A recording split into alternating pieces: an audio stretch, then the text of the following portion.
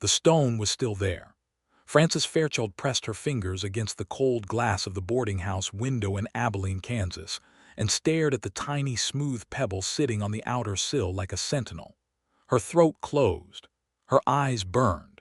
Because she knew with the bone-deep certainty of a woman who had spent the last 4 months lying to herself, that the stone had not been there when she arrived yesterday evening. Someone had placed it this morning. Someone small, with careful hands and a quiet kind of love that made her chest feel like it might split open from the inside. She had run. That was the truth she could not escape. 6 weeks ago she had packed her carpetbag in the gray hour before dawn, walked out of Clark Collier's house on the edge of Beaumont Creek, and told herself it was the only choice a woman in her position could make. She had told herself she was protecting everyone. She had told herself the lies necessary to keep moving forward. But the stone on the windowsill demolished every single one of those lies in an instant, because Clark Collier had 4 children. His youngest was a boy named Jesse, 7 years old, gap-toothed, with his father's dark eyes and a habit of collecting smooth creek stones in his overall pockets until they clanked when he walked. And Jesse Collier had apparently tracked her down across 140 miles of Kansas prairie and left her a stone on her windowsill because he was 7 years old and he did not yet understand that some promises could not be kept. Frances pressed her forehead to the glass. The cold seeped into her skin. Outside, Abilene moved through its morning routine, cowboys threading through the main street, a freight wagon grinding past, the distant bark of a dog, and none of it touched her because she was undone. Completely and utterly undone by a pebble the size of a silver dollar. She had not understood, when she first arrived at the Collier homestead as a hired housekeeper in the early spring of 1878, that she was walking into the most dangerous situation of her life. Not dangerous in the way the Wild West was commonly dangerous, not outlaws, not droughts, not rattlesnakes coiled beneath the porch steps. Dangerous in the way that mattered most, which was the quiet, incremental, irreversible danger of falling in love with a man who had promised himself he would never love again. Clark Collier had buried his wife 18 months before Frances came to work for him. Abilene Collier had died of fever in the October of 1876, leaving behind 4 children. Harriet, who was 13 and already wore her grief like a second skin. Thomas, who was 11 and channeled his into hard work and silence. Little Ruth, who was 9 and had taken to following Frances around the kitchen like a shadow the very first week. And Jesse, who had been too young to understand where his mother had gone and had spent months asking the kind of questions that destroyed grown adults. Frances had come to Beaumont Creek because she needed work, and because she was 26 years old and had exhausted most of her other options. She had grown up in Missouri, the daughter of a school teacher, and she had education enough to be a governess but pride enough to prefer the honest labor of keeping a house. A notice posted in a Kansas City newspaper had brought her west, a rancher in need of a housekeeper, 4 children, good wages, references required. She had answered it because she had nowhere else to go. She had arrived with her carpetbag and her composure and her absolute, ironclad certainty that she was not the kind of woman who lost her head over grieving widowers. That certainty had lasted approximately 3 weeks. But now she was standing in a boarding house in Abilene staring at a stone, and she had to decide what to do about it. Because Jesse had not come 140 miles alone. He was 7, which meant Clark Collier was somewhere in this town. The knock on her door came 15 minutes later. She had been sitting on the edge of her narrow bed, hands folded in her lap, bracing herself when she heard it. 3 deliberate knocks, quiet but certain. Not the landlady's rap. Not a stranger's hesitation. She knew before she crossed the room whose hand had made that sound, and she stood with her fingers on the door handle for a long moment, eyes shut, drawing breath. Then she opened it. Clark Collier stood in the hallway of the Abilene boarding house with his hat in his hands and his youngest son pressed against his side. and he looked at her the way a man looks at something he has been afraid was gone forever.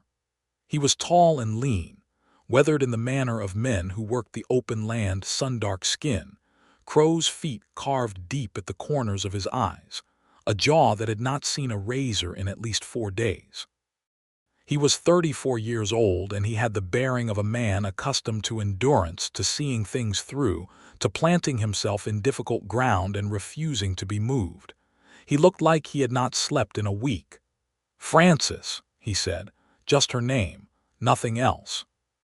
Just her name, in a voice that had been worn thin by the road. Jessie looked up at her with Clark's dark eyes and said, "I put a stone on your window. Did you see it?" Frances felt the tears come before she could stop them, which was humiliating and also entirely deserved. "I saw it," she managed. "I put one every day," Jessie said with the matter-of-fact gravity of a 7-year-old reporting important news. "Every day since you left. Papa kept them. He put them in a tin on the kitchen shelf. He said maybe someday you would come back and we would give them to you." Frances looked at Clark over the boy's head. Clark met her gaze and did not flinch from it, and she saw in his face everything he had not yet said: the pride that had kept him from coming sooner, the fear that she would not want to be found, and underneath both of those, something that had been burning in him for months, patient and relentless, like a coal buried deep that will not go out. "Can I come in?" he asked. "I think we have some things to settle." She stepped back and let him through the door. The story of how Frances Fairchild had come to be standing in a Kansas boarding house in the autumn of 1878, with a man she loved blocking most of the doorway and his youngest son clutching a smooth creek stone in his fist, began 5 months earlier, in the last week of April. She had arrived at Beaumont Creek by the afternoon stage from Wichita, stepping down onto a road that was more mud than road, with her carpetbag in one hand and a carpetbag of composure in the other. The land was flat and vast and open in a way that was slightly terrifying if you had grown up in Missouri, where trees hemmed in the sky and made the world feel bounded. Here the sky was a fact. Here the sky was a presence. Here you could see the weather coming for 20 minutes before it arrived. The Collier homestead was 2 miles north of the town of Beaumont Creek proper, which was itself more suggestion than town: a general store, a post office sharing space with the barbershop, a saloon, a livery, and a church that doubled as a schoolhouse. The ranch was a solid, serious establishment, the kind built by a man who intended to stay.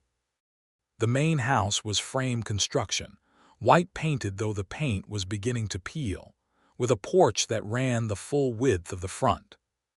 Behind it stood a barn, a smokehouse, a bunkhouse for the 2 ranch hands Clark employed, and a kitchen garden that had clearly been tended with dedication in previous years, and was now suffering from the kind of neglect that comes when a household loses its organizing intelligence. The man who met her at the front gate was not what she had expected, though she could not have said precisely what she had expected. He was spare with words in the manner of men who have learned that most words are unnecessary. He shook her hand, actually shook it, which surprised her, as though she were a business associate rather than a hired woman, and said her name correctly on the first attempt, which she also noted, because people frequently turned Frances into something softer or more familiar than she preferred. "The children will be home from school at 4, he said, leading her inside. "Harriet will show you the kitchen. Everything you need should be there. If it isn't, I'd appreciate knowing." "And where will you be?" she asked. "Working," he said, in the tone of a man for whom this was self-evidently the only answer. She met the children that afternoon. Harriet was precise and assessing in the way of older daughters who have taken on burdens that were not theirs to carry, and she looked at Frances with the careful suspicion of someone who has been let down before and is not prepared to allow it again. Thomas barely looked up from the harness he was repairing the moment he arrived home, which Frances recognized as the classic defense of a boy who had learned to stay busy to stay safe from feeling. Ruth attached herself to Frances's apron strings within 40 minutes and began a detailed monologue about her favorite subject, horses, that continued more or less uninterrupted for the next several days. and Jessie came home from school with his pockets full of stones and presented her with the shiniest one, a piece of pale gray quartz with a faint pink stripe running through it, and said, "This one's for you. I found it by the creek. Papa says you can keep a present if someone gives it to you and means it." "Do you mean it?" Frances had asked, crouching down to his level. Jessie had considered this with enormous seriousness. "Yes," he said. "You smell like the bakery in town. I like the bakery." She had laughed for the first time in what felt like a very long time. The work of the Collier household was substantial. 4 children, a large house, a kitchen garden, the cooking for 2 ranch hands in addition to the family, the laundry, the mending, the schooling on rainy days when the road became impassable. It was full and demanding and honest, and Frances found she was grateful for it. She had come through a difficult year in Kansas City, a situation she preferred not to examine too closely, involving a man who had turned out to be substantially less honest than advertised. And the work at the Collier homestead was the kind of occupation that left no room for dwelling in the past. She learned the shape of Clark Collier's life by observing the edges of it, because he was not a man who offered his interior easily. He rose before the sun and he worked until the light was gone. He came to meals punctually, and he listened when his children spoke, and he asked the kind of questions that told her he paid close attention to each of them. He was quietly severe about certain things, honesty above all, and the proper care of animals and keeping one's word, and he was quietly tender about others. She had seen him carry Ruth piggyback from the barn one evening when the little girl's legs gave out from exhaustion, and she had seen him sit with Thomas for an hour over a problem in the boy's arithmetic book, and she had watched him, one night when Jessie had woken from a nightmare, walk the youngest up and down the porch in the dark, murmuring something low and steady until the boy slept again against his shoulder. She had not meant to watch. She had simply heard the footsteps on the porch from her room, and she had looked, and then she had stood at her window for a long time looking at a man holding his child in the dark, and she had felt something shift in her chest that she did not know how to name and was not prepared to acknowledge. She filed it away. She was a practical woman. She was there to do a job.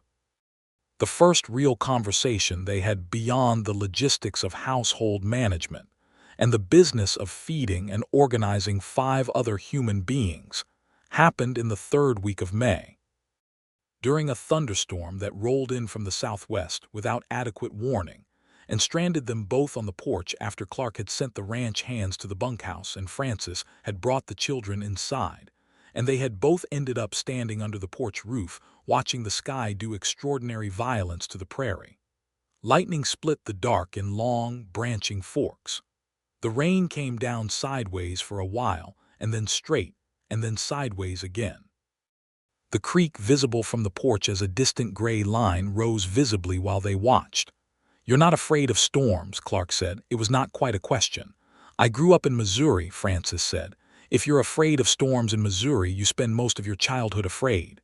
Your family's still there. My father is. My mother died when I was 12. She paused. He remarried. It was a comfortable arrangement. I preferred to make my own way." She felt him look at her sidelong, the way he looked at things he was trying to understand. "That took courage," he said, "coming west alone." "Or stubbornness," she said. "People often confuse the two." The corner of his mouth moved. It was the closest thing to a smile she had yet seen from him.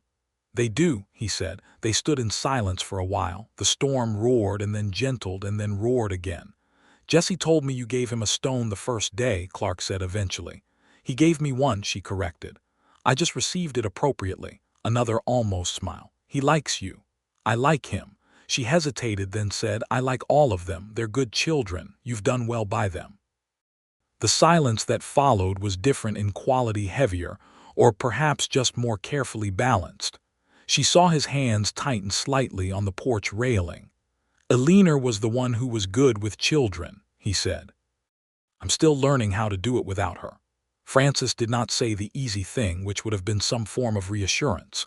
She said instead, "It seems to me that the fact that you're still trying is the most important part." He looked at her then. fully, the way he usually did not. And she looked back, and something passed between them in the lightning-lit dark that neither of them was prepared to name. And then the rain intensified, and they both stepped back from it, and the moment closed over like water. But Frances lay awake for a long time that night and told herself, firmly and with great conviction, that she was not going to make that mistake. She knew what she felt beginning to happen in her chest whenever he walked into a room, and she knew exactly where it was going, and she was not, absolutely not, going to allow it. She did not, of course, manage to stop it. The weeks of May became June. The kitchen garden came back to life under Frances's hands. Ruth's horse obsession evolved into actual skill, as Frances encouraged Clark to let the girl spend more time with the gentle mare in the south pasture.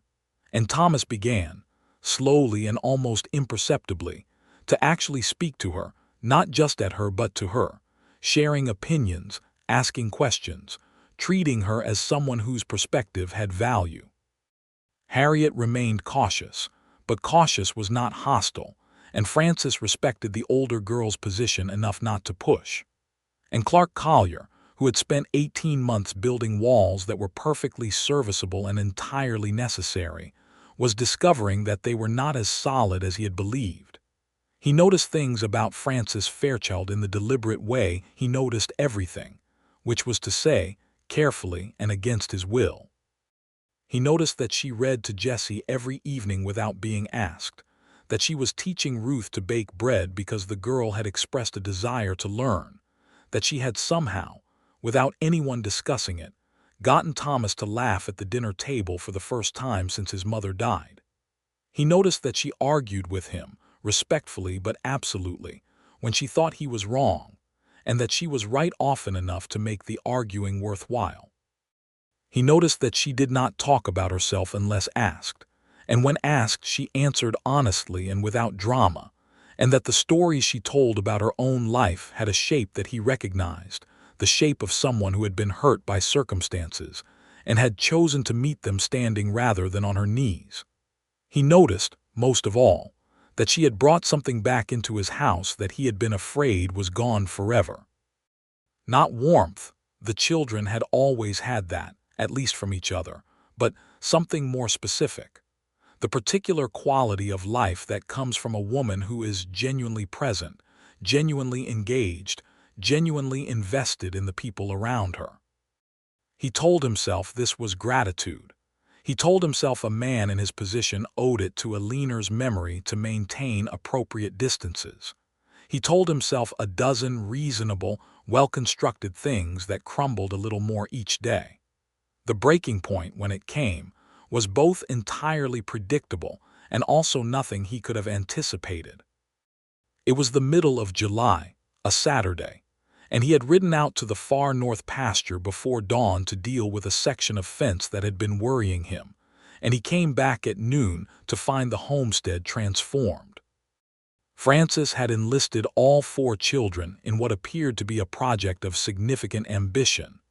They had cleaned the porch, scrubbed the front steps, planted something new along the fence line, and were in the process of hanging a cotton curtain Frances had apparently sewn during the previous evenings in the front window of the parlor. The children were arguing cheerfully about whether the curtain was crooked, and Frances was standing on a chair reaching up with her arms and laughing, actually laughing, at something Ruth had said. And the whole scene was so thoroughly, irreparably domestic and alive that Clark Collier reined in his horse at the top of the hill and sat there, and felt the wall he had built around his chest develop a crack so significant that he could feel the air coming through it. He rode down to the yard. Frances looked up when she heard the hooves, still laughing, and said, "We found your wife's curtain fabric in the cedar chest." "I hope you don't mind," I asked Harriet first, and she said her mother had been meaning to make them before she got sick.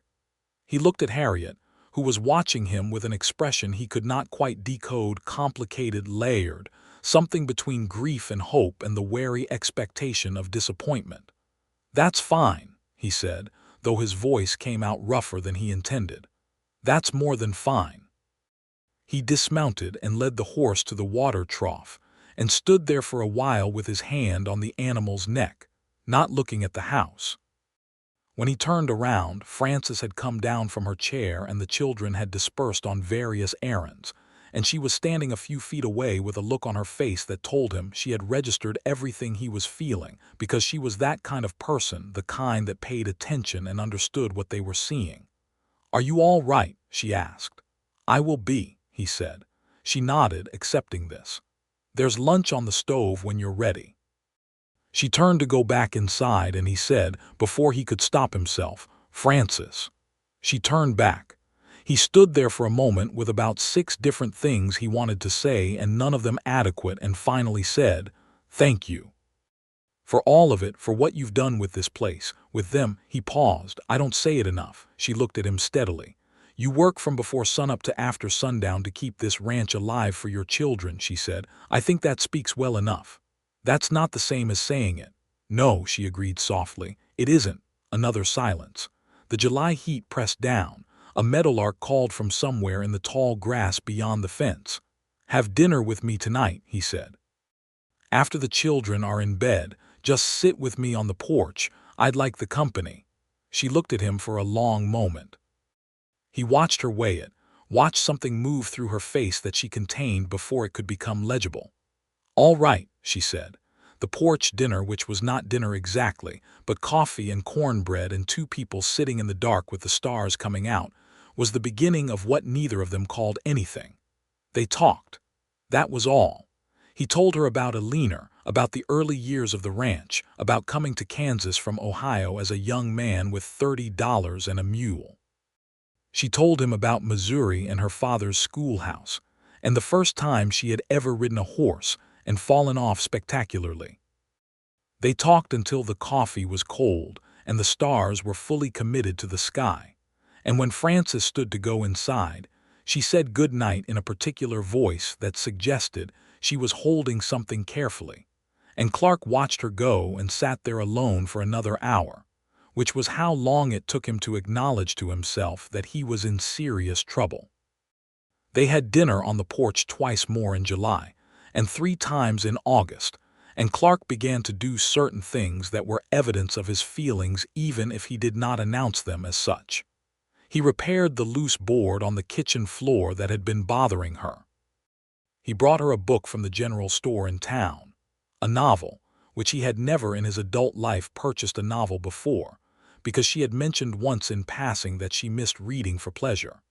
He began to ask her opinion on ranch decisions, not because he lacked judgment, but because he liked hearing how her mind worked.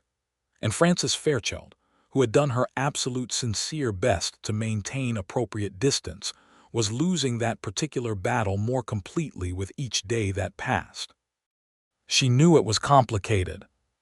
She knew the situation was fraught with the particular difficulties that came from the specific context. She was employed in his household. He was still in some essential way a man in mourning.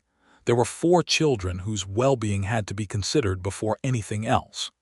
She knew that Harriet specifically would be a delicate matter, because Harriet was 13 and protective of her mother's memory in ways that were entirely understandable and would need to be honored carefully. But she also knew, by the end of August, that she was deeply and thoroughly in love with Clark Collier, and that the feeling was not going to diminish by being ignored, and that she was going to have to do something about it one way or another. What she had not anticipated was that the something would be done by someone else first.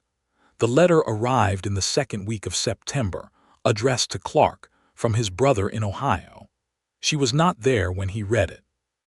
She found out its contents that evening, when Clark came to supper with the look of a man who has received terrible news, and has been sitting with it all afternoon.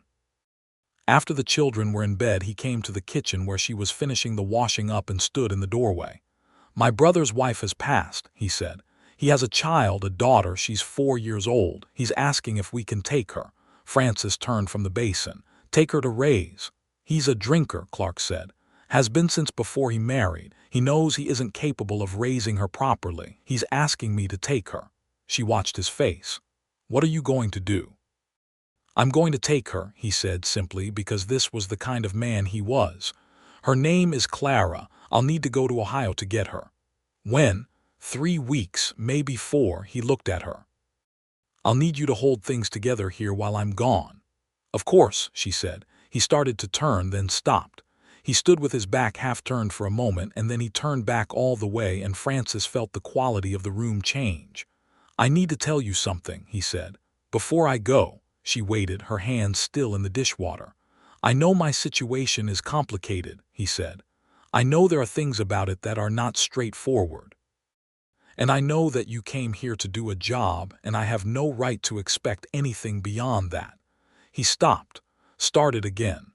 "But I think you know that what I feel when I look at you is not what an employer feels. And I believe it goes both ways, and I'm not asking for anything. I'm not in a position to ask for anything right now, but I'm telling you, because I'm going to be gone for several weeks and I didn't want to leave without you knowing." Frances pulled her hands from the basin and dried them on her apron with great deliberateness. "Clark," she said. "You don't have to say anything," he said. "I just needed you to know." "I know," she said, which was a different thing from what he had meant, or perhaps it was exactly the same thing. "I've known for a while." The silence between them was very loud. "We'll figure it out when I get back," he said. If you're willing to, go to Ohio," she said. "Bring Clara home, and then we'll figure it out." He looked at her for a long moment with something in his face that was almost unbearably open for a man who kept so much closed. "All right," he said. He left 3 days later, and something happened in his absence that changed everything. Her name was Margaret Dales, and she had been a friend of Abilene Collier's, which gave her access to the family in a way that would otherwise not have been possible. She arrived at the Collier homestead on the second Sunday after Clark left, driving a neat buggy with a covered dish and a sympathetic expression. Frances met her at the door. Margaret Dales was perhaps 40, handsome in a pressed and determined way, and she looked at Frances with eyes that assessed quickly and concealed it well. "You must be the housekeeper," she said. "I've heard about you." There was something in the way she said it that put Frances on guard, but she stepped back and invited the woman in, because that was the appropriate thing to do. What followed was a visit that was superficially pleasant and actually a reconnaissance. Margaret Dales asked careful questions over coffee, about the children, about the ranch, about how long Frances intended to remain in the position, about whether Clark had mentioned his plans for the future. She talked about Abilene with the particular possessiveness of someone who had been waiting for an opportunity. And at the end of it, as she was leaving, she said, with devastating casualness, "I do think Clark will want to find a wife soon, for the children's sake. Someone the community already knows and trusts. It would be so difficult for the children to have a stranger thrust into that role, wouldn't it?" Frances closed the door behind her and stood in the hallway for a long time. She knew what she had just been told. She had been told, very clearly and with great skill, that she was temporary, that she was a placeholder, that the real life of this household did not belong to her and never would. She also knew that this was probably a manipulation. She knew that Margaret Dales had an agenda. She knew that Clark Collier had said something to her in the kitchen doorway that was not consistent with this narrative. But the dark past she carried, the man in Kansas City who had also seemed straightforward and genuine, who had also said things that were not consistent with what he eventually turned out to be, that dark past was louder than any of Clark's careful, quiet certainty. The dark past said, "You are always the one who mistakes the situation. You are always the one who overinterprets. You are always the one who ends up alone." And so, over the following 2 weeks, Frances Fairchild built a case against herself. She examined every moment she had read as connection and reinterpreted it as professional courtesy. She told herself that a man like Clark Collier, with a community around him, with 4 children to consider, would naturally choose a known quantity. She told herself that she had not understood the full picture, that her presence was a practical measure and nothing more, that what she had felt between them on the porch in the dark was what she wanted to feel rather than what was actually there. She told herself these things until she believed them just enough to act on them. She wrote a letter to a boarding house in Abilene where she had once stayed and confirmed they had a room. She packed her carpetbag the night before she left. She wrote a note for Clark, brief and composed, explaining that she had received word of an opportunity in Abilene that she needed to pursue, thanking him for his generosity, wishing the family well. She left the note on the kitchen table. She woke before dawn. She dressed. She stood in the doorway of each of the children's rooms in turn and looked at them sleeping. And the pain of this was enormous, and she did not allow herself to stay long.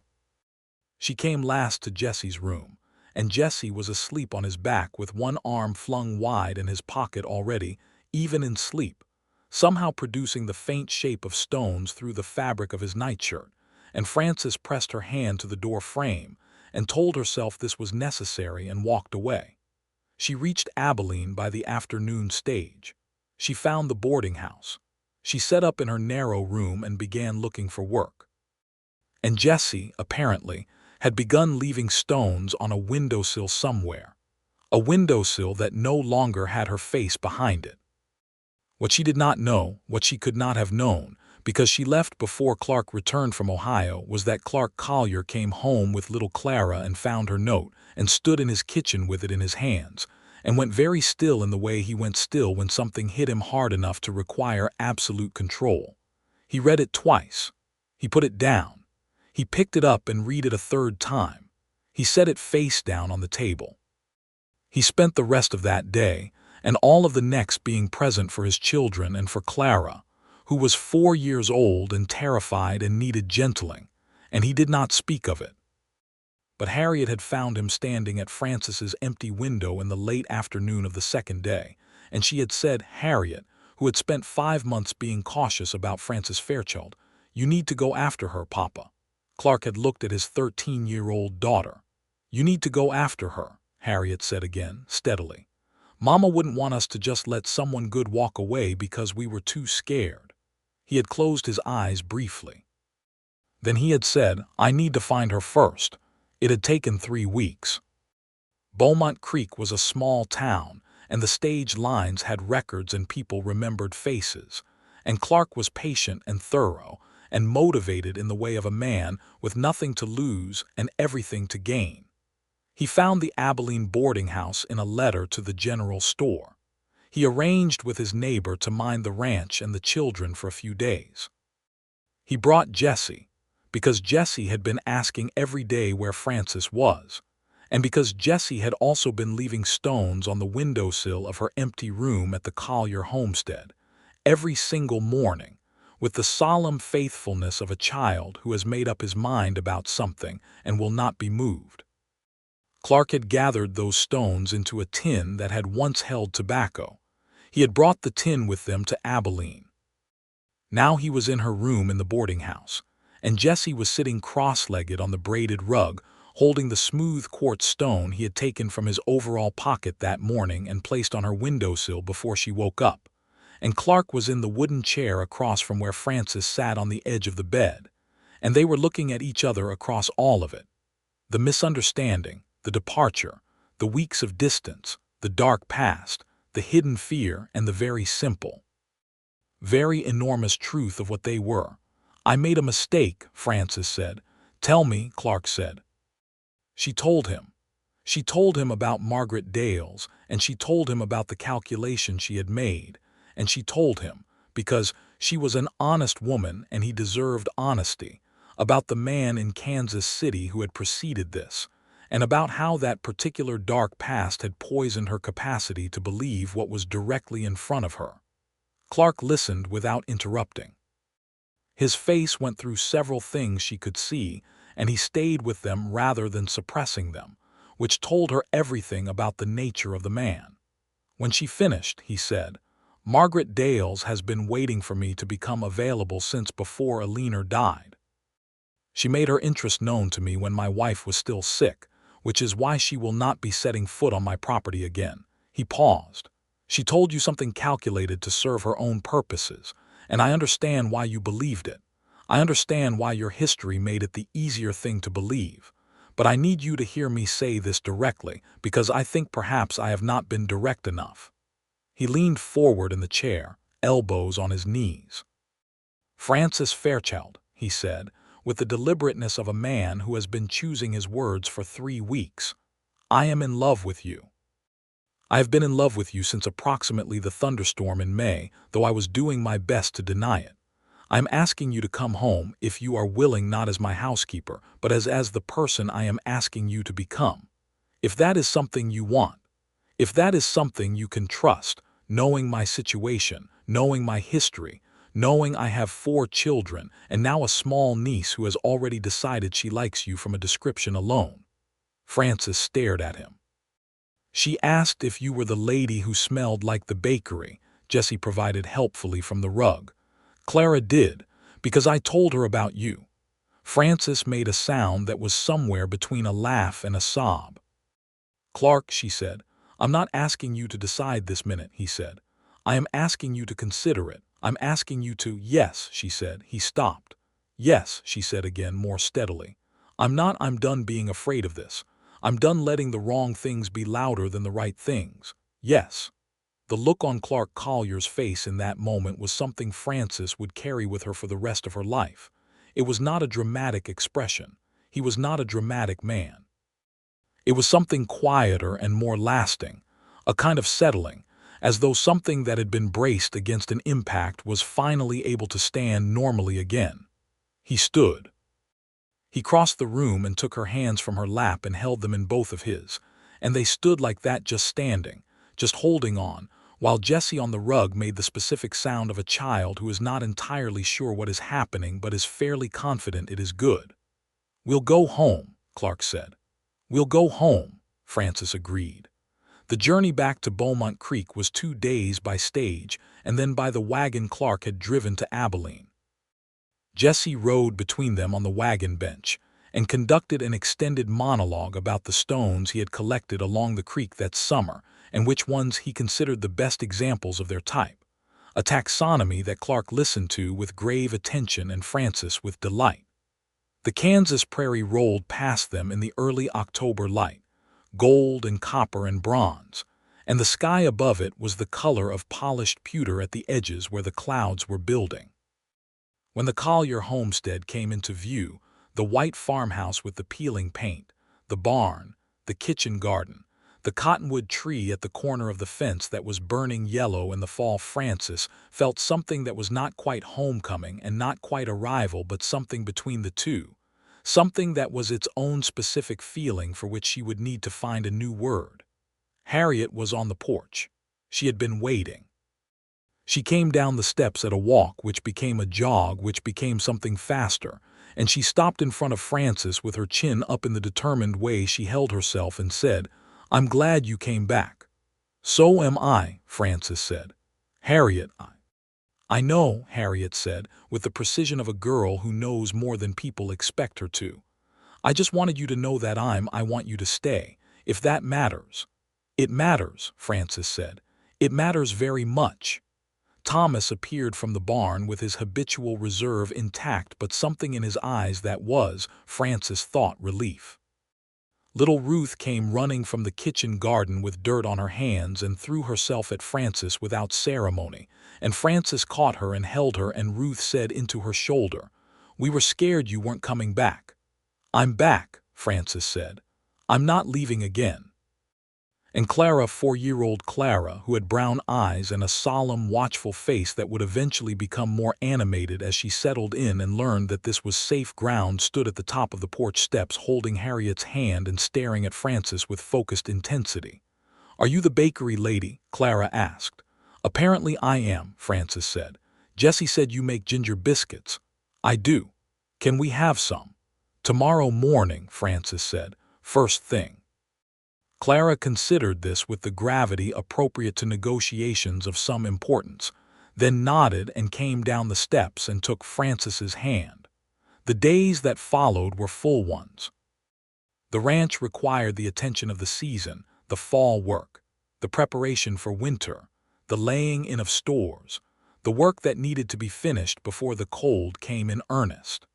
Frances resumed the kitchen and the household with the ease of someone returning to a place that had shaped itself around her absence, and the children reorganized themselves around her return with the naturalness of plants orienting toward light. Clark and Frances had not yet had the opportunity for anything more formal than what had passed in the Abilene boarding house, but the understanding between them was clear and solid, and they treated it with the care it deserved. He was not a man given to public declarations, but he was consistent, and consistency was a language Frances had learned to read. He brought her the first persimmon from the tree at the east fence line. He asked her opinion on whether the east pasture should be planted in winter wheat. He stood beside her at the kitchen window in the evening after the children were in bed, and they talked in the quiet way of people who have decided to inhabit the same life. 2 Sundays after her return, Reverend Howell of the Beaumont Creek Church arrived for what was apparently a regular pastoral visit, and he shook Frances's hand with the pleased expression of a man who has been briefed by a 13-year-old and considers himself an informed party. "Miss Fairchild," he said, "Harriet tells me you play piano." "I do," Frances said, slightly surprised, "though I haven't in some time." "We have a piano at the church," he said meaningfully. "It has not been played in some time either."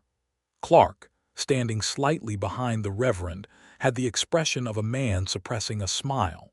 She began playing for the Sunday services. This brought her into contact with the wider community of Beaumont Creek in a way that her role as housekeeper had not quite achieved, because the Frontier Church was the social center of the settlement, and the Sunday service was where people saw each other and assessed the state of things. The fact of Clark Collier sitting in the same pew he had always occupied, but now with a specific quality of attentiveness directed at the piano, was noted by everyone and commented upon by most of them to each other, and at least once, as far as Frances could tell, to Clark's face, because she caught the end of a conversation between him and the blacksmith one afternoon that concluded with Clark saying, with perfect composure, "Mind your horses, Bill." In October, Margaret Dales made one more appearance.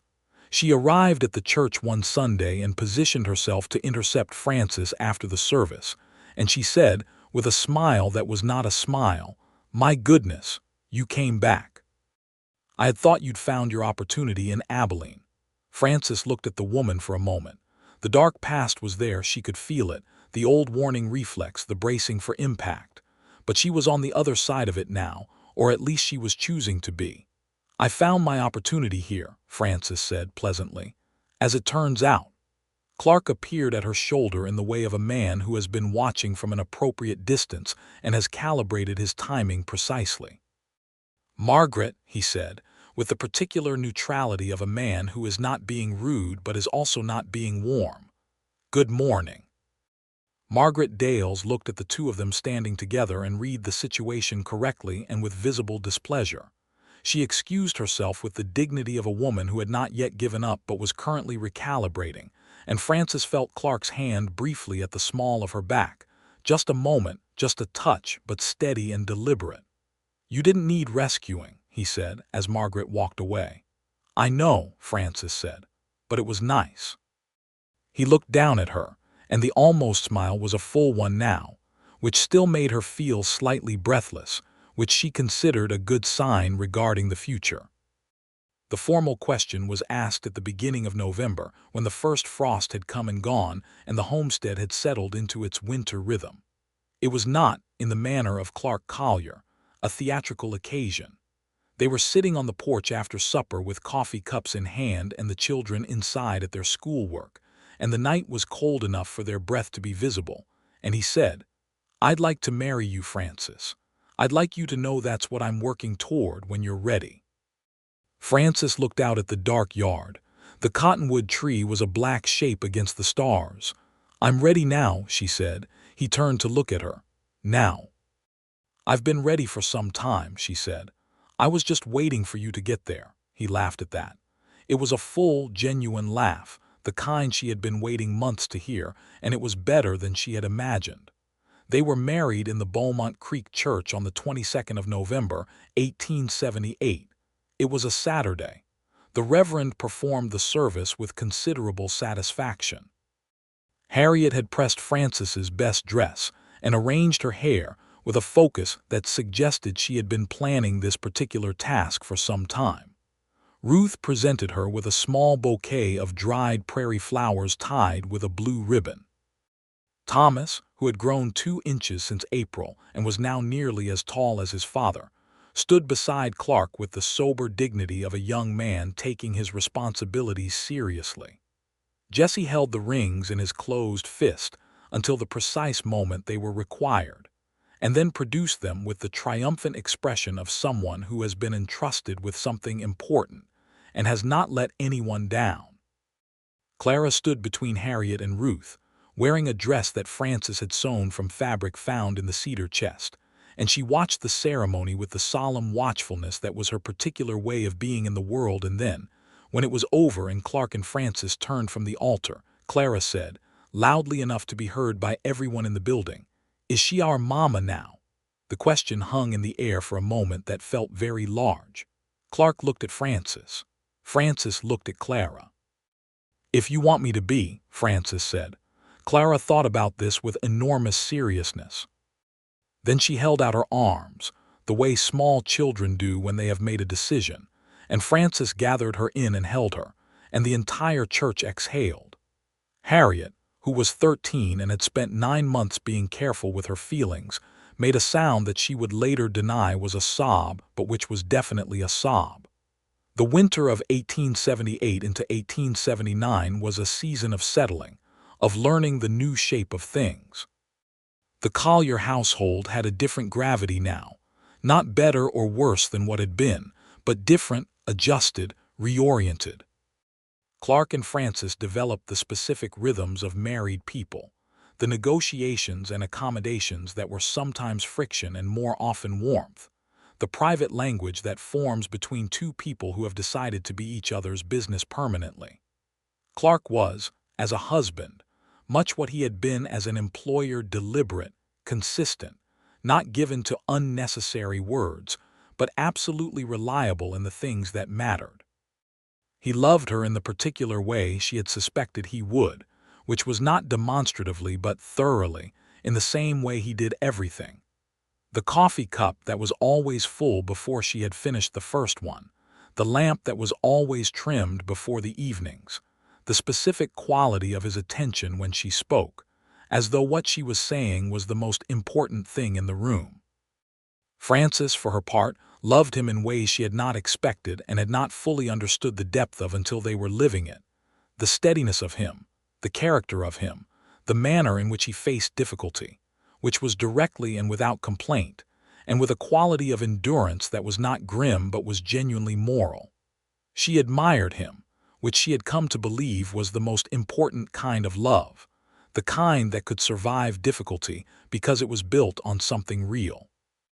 The children continued to grow and change. Harriet bloomed in the spring of 1879 in the way of girls who have been carrying too much and have finally been allowed to set it down. She began to laugh more, to bring friends home from school, to develop an interest in books, and particularly in the literature of westward expansion, which she read with the critical engagement of a girl with strong opinions.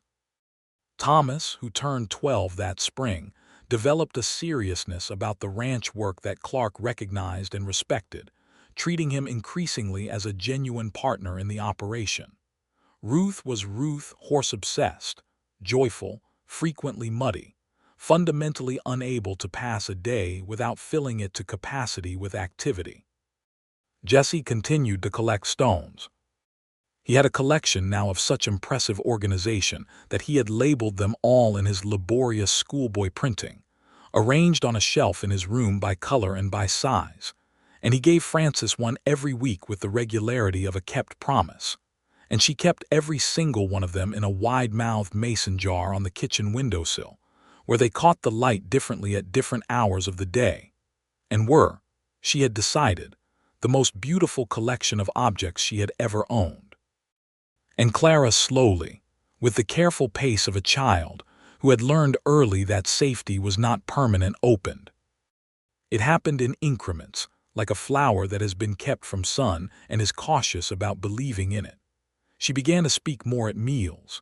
She began to laugh, which was a wonderful event because Clara's laugh was sudden and total and left her breathless. She began to call Frances Mama, not in the formal way of a child reciting a title, but in the comfortable, absent way of a child calling to someone they are certain will answer. By the summer of 1879, a year and some months after Frances had first arrived at the Collier homestead with her carpet-bag and her conviction that she would not lose her head over grieving widowers, the household had a quality that she recognized as happiness, not the dramatic kind but the durable kind, which is better and rarer. It was also the summer that she told Clark she was expecting.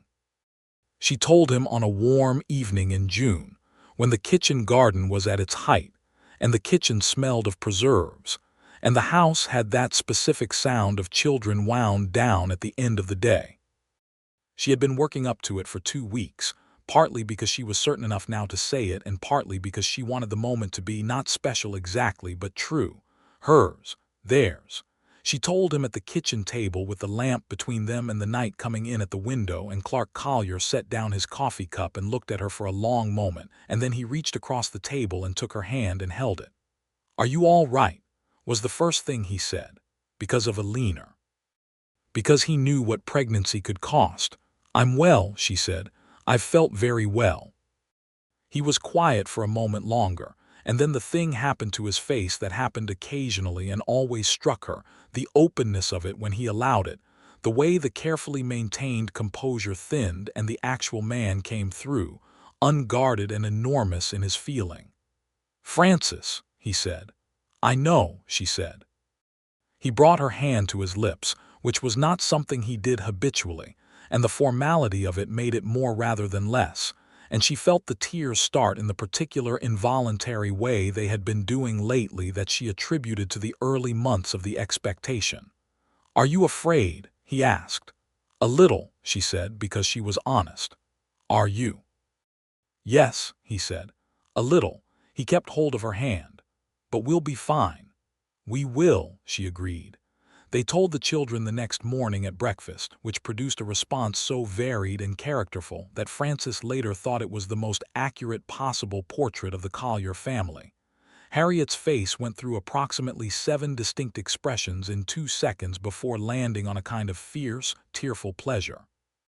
Thomas said in the considering way he had, and then nodded once as if something had been confirmed.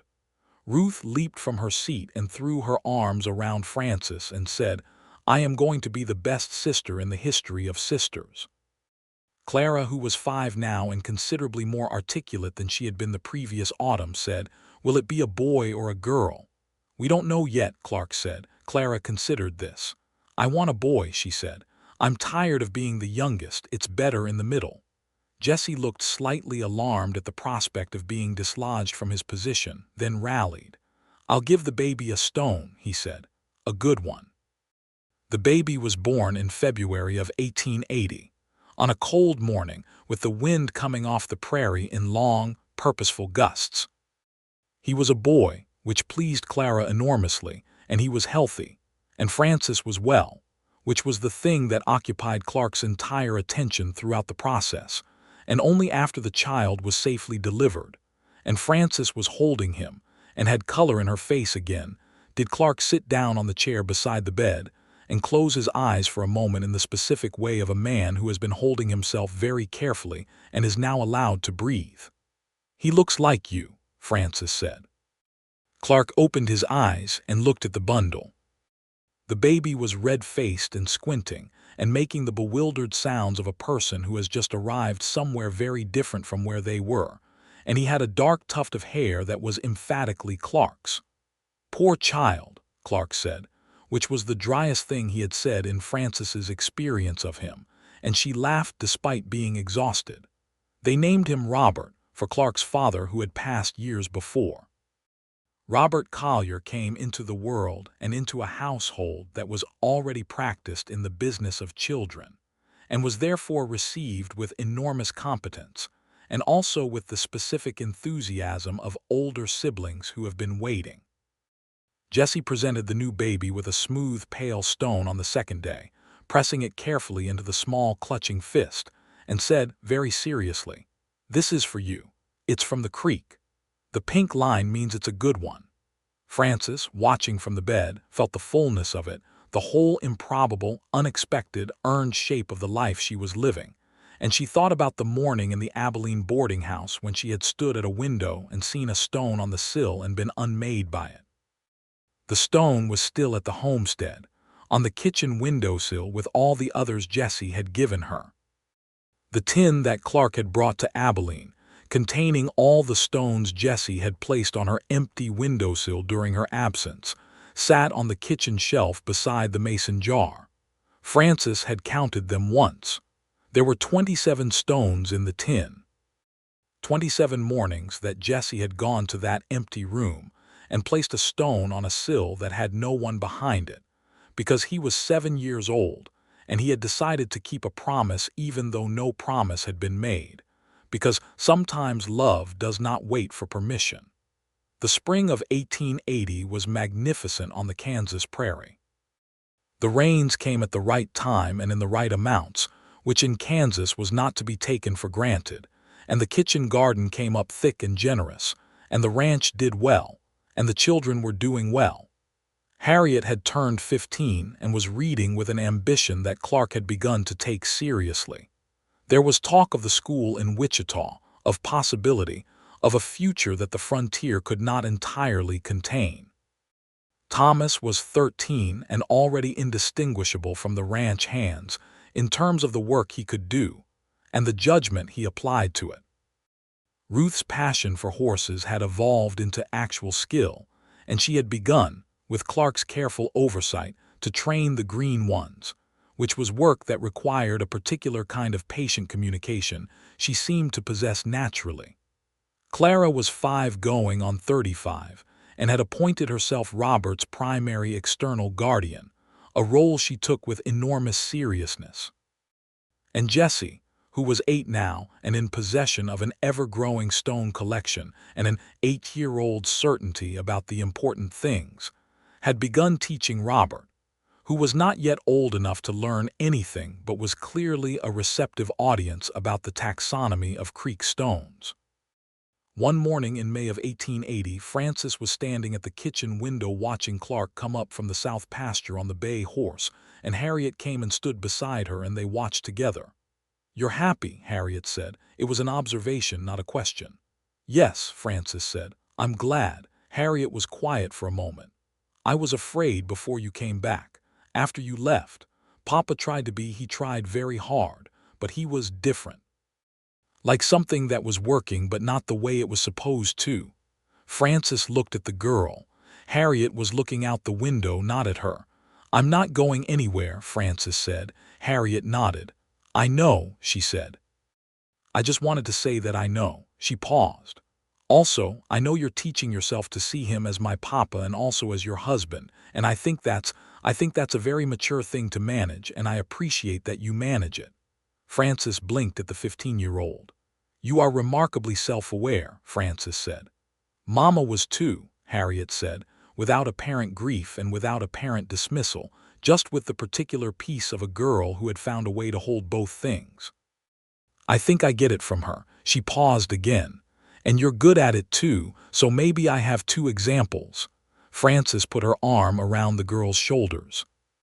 Harriet, who had spent considerable time not accepting comfort from anyone who wasn't her siblings, leaned into it without hesitation. Clark came into the yard and looked up at the kitchen window and saw the 2 of them standing there, and whatever he saw made him pause with his horse for a moment before he rode on to the barn. And Frances, watching him ride away, felt the specific warmth of a life that has come to its right shape. The summer of 1880 brought a visitor of a different kind.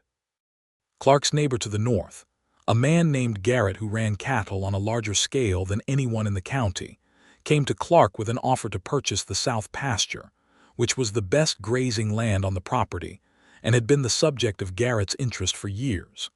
The offer was generous.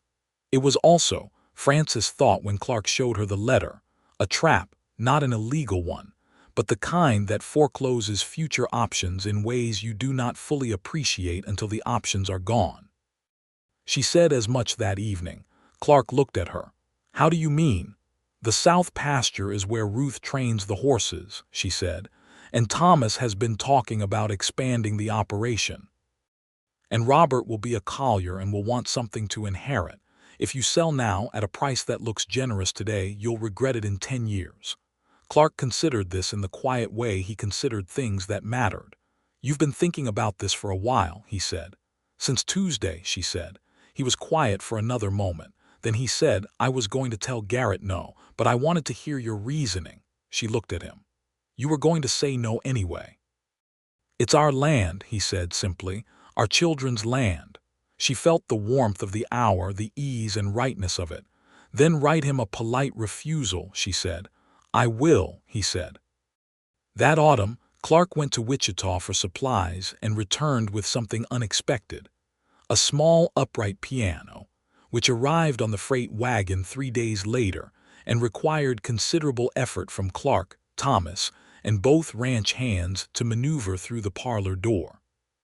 Frances stood with her hand over her mouth while this operation proceeded, and when it was finally in place against the parlor wall, Clark turned from it with sawdust on his shoulders and said, with perfect composure, The Reverend's piano is fine for church. You should have your own. Frances sat down on the piano bench. She played a scale. She played the opening bars of a song she had learned when she was 12, the year her mother died, the year her father had insisted she continue her lessons because her mother had believed in music as medicine. She played, and the house filled with it, and the children appeared from various rooms in the way children do when something interesting is happening. And Clark stood in the doorway with his arms crossed, and the look on his face that was the full smile, the one she had been given more and more of as the years accumulated. Jesse came and leaned against the piano and listened with his hands in his pockets and the clink of stones, and Clara climbed onto the bench beside Frances and put her small hands next to Frances's larger ones on the keys, watching how it worked, already wanting to learn.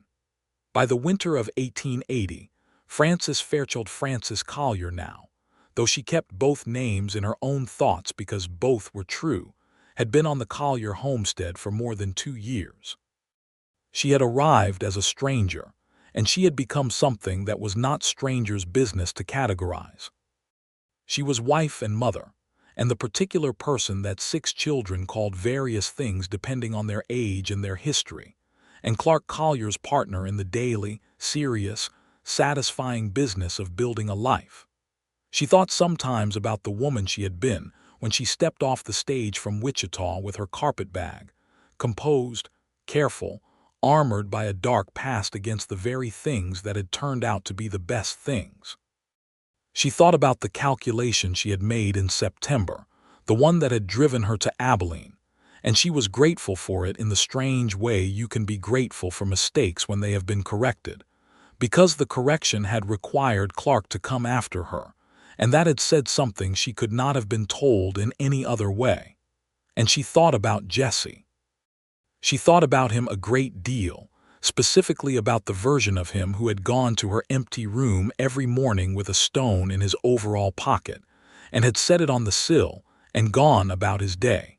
She asked him about it once. She asked carefully, the way you ask a child something that matters without making it too large for a child to hold. Why did you keep leaving the stones? She asked. Even when you didn't know if I was coming back. Jesse thought about it with the seriousness he applied to things that deserved seriousness. Because, he said slowly, Papa always says that a promise is something you keep even when it's hard, and I promised you when you first came that I would give you stones. I gave you one every day in my room when you were gone. It was a present, from me. I wasn't going to stop being a present just because you were somewhere else. Frances was quiet for a moment. You hadn't actually promised, she said. Not out loud. I had in here, Jesse said, pressing his hand flat against his chest. That's the kind that counts the most, right? That's what Papa says. "That's what Papa says," she confirmed, and her voice did what it occasionally did when she was not prepared for how strongly she felt something. She told Clark that evening, and he listened in the way he listened to things about Jesse, with a particular pride and also a particular tenderness that came from knowing his youngest had his mother's heart for faithfulness. "Did you ever count them?" Clark asked. "The stones he left while you were gone." 27, she said. He nodded slowly. "One each day after I came back from Ohio and found you gone, until we figured out where you were and when to find you." She sat with that. 27 stones, 27 mornings. "He's going to be a remarkable person," she said. "He already is," Clark said. The years that followed moved with the particular rhythm of lives that have found their groove, not without difficulty. Because life on the Kansas frontier in the 1880s was not without difficulty, but with the solidity of people who are facing their difficulties alongside someone they trust. There were hard winters and there were good years, and there was the gradual, steady growth of the homestead as Clark's operation expanded carefully. The way he did everything, not recklessly but with deliberate, well-considered ambition.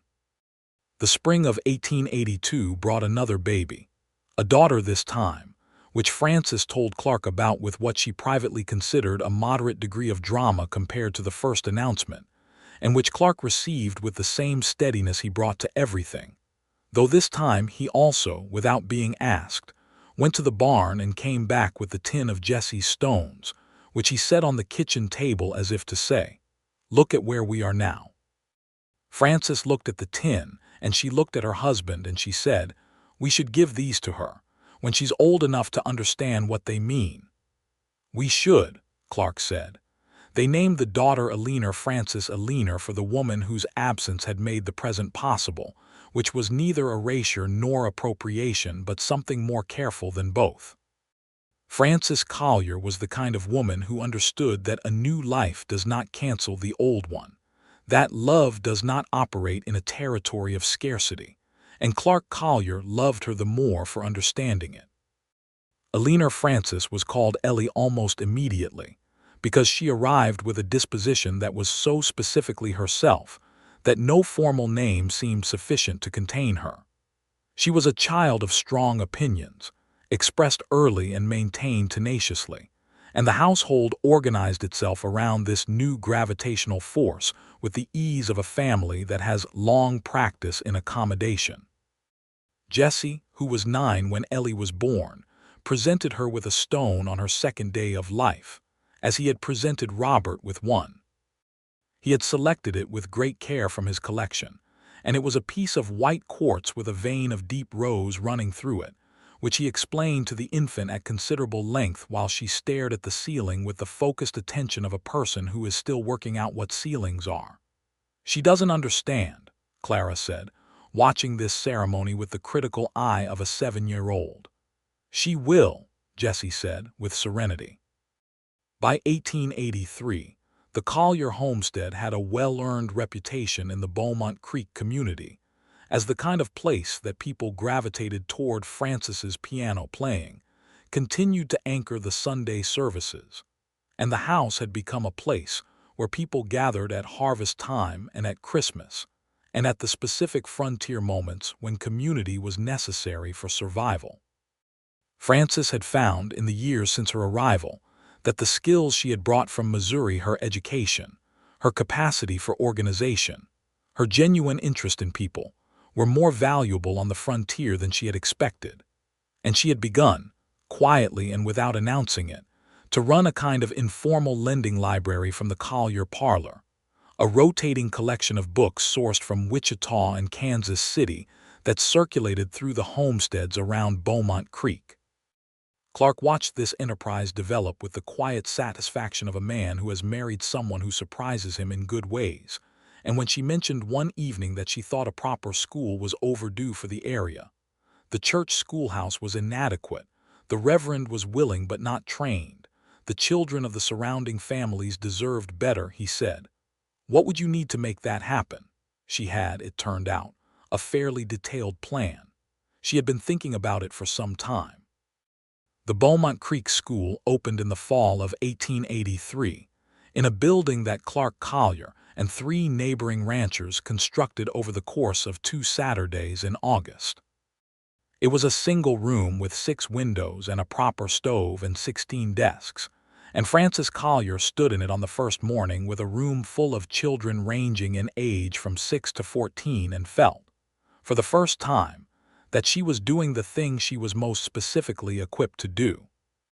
Harriet, who was 18 now and had spent a year in Wichita at the school there, came home for the opening and stood at the back of the room watching her stepmother in front of the class, and she wrote later in her journal, a journal that would eventually be read by her own children and her children's children, that the look on Frances Collier's face that morning was the look of someone who has arrived exactly where they belong. The years settled into permanence the way good things do, not with a dramatic conclusion but with a gradual certainty, the way a house you love becomes home. The children grew and changed and grew some more.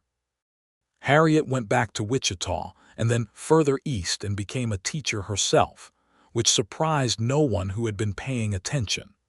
Thomas grew into a quiet, capable young man who had his father's way with land and animals, and inherited increasing responsibility for the ranch operations. Ruth, at 17, was breaking horses for neighboring ranches with such skill that people came from 50 miles to see her work, and she had no intention whatsoever of doing anything else with her life, and nobody who knew her had any doubt she was right.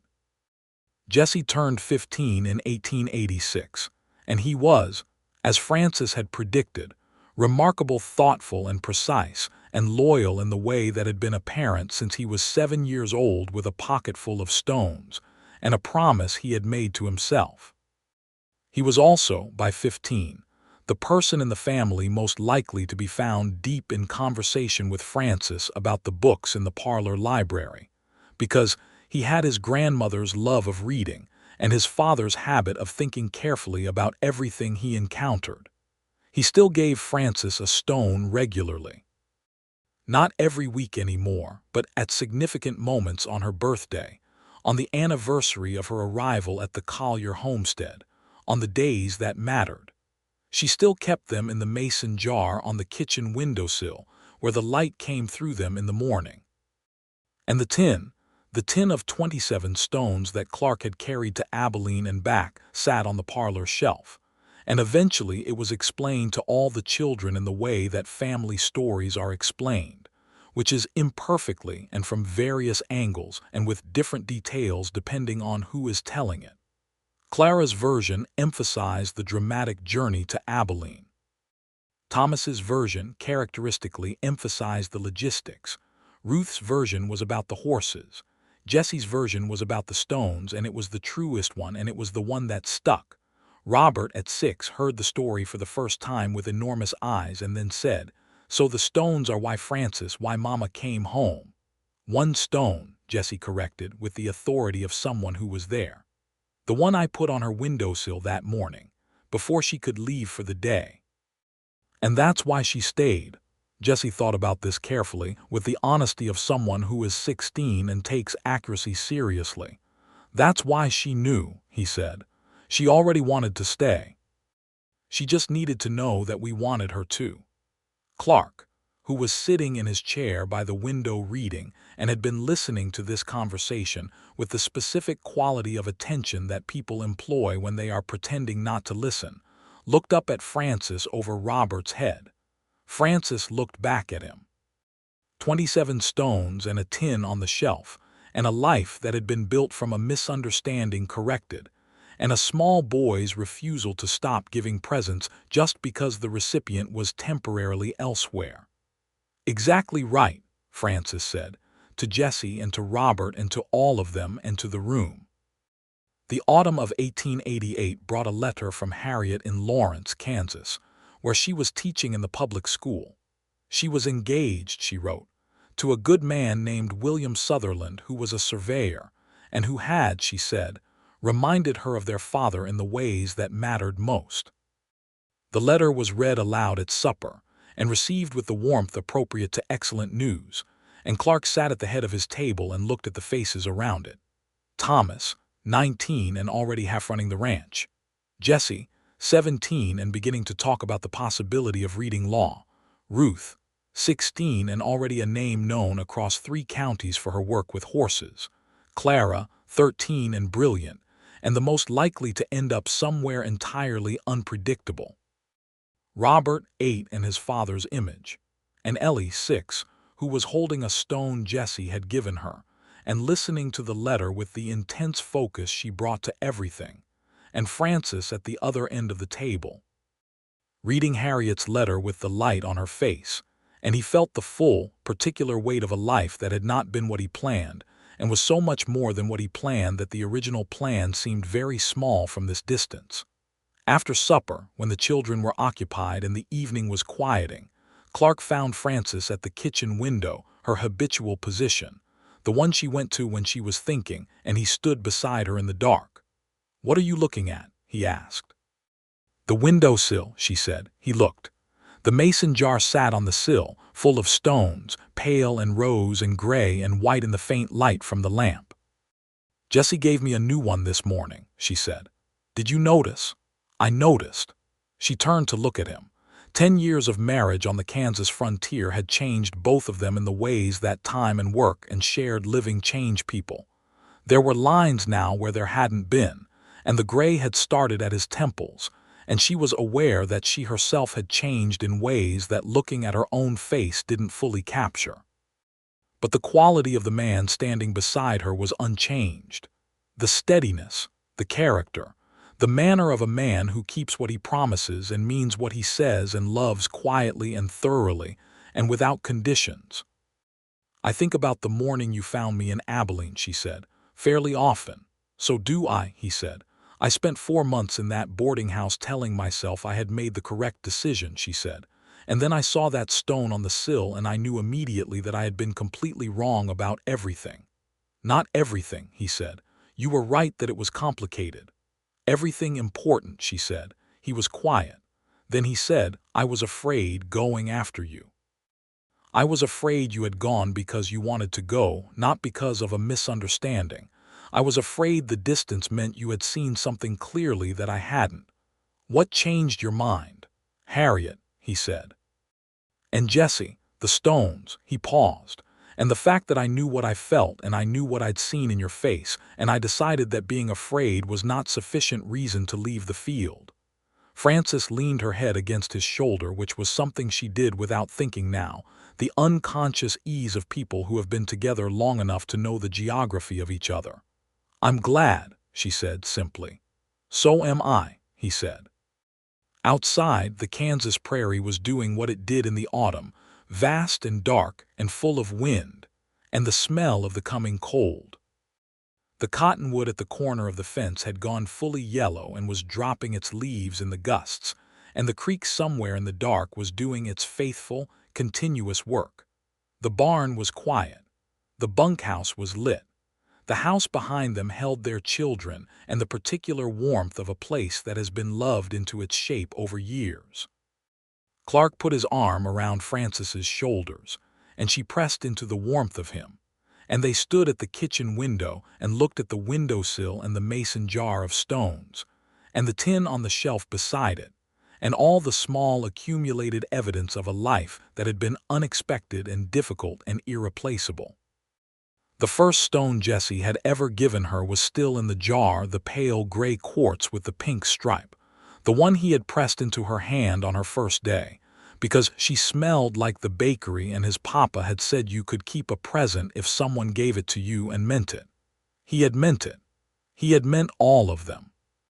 And Clark Collier had come 140 miles to find a woman who had run because she was afraid, and had brought his youngest boy with him. And the youngest boy had left a stone on her windowsill the morning she was going to leave again. A small, smooth pebble placed with the confident tenderness of someone who was keeping a promise they had made to themselves. And that stone had been the thing that broke open every careful defense and left her standing at a cold window, understanding that she had been wrong about the distance between where she was and where she belonged.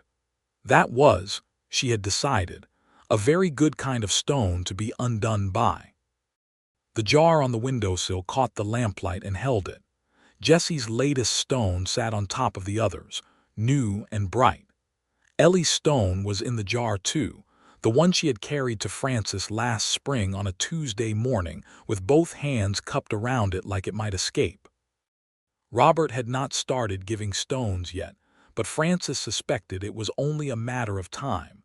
He had been spending considerable time in Jessie's room studying the stone taxonomy, with an expression that suggested he was working up to something. Clark's arm was warm around her shoulders. The wind moved outside. The house was quiet, with the particular quality of quiet that means everyone is settled and safe and where they should be. "We should go in," Clark said. "Robert will be waiting for his story." "He will," Frances said. "Jessie offered to tell it tonight." "Did he?" "He said he wanted to tell Robert the one about the stones." Clark looked down at her. "Which version?" "His version," Frances said. "Which is the truest one?"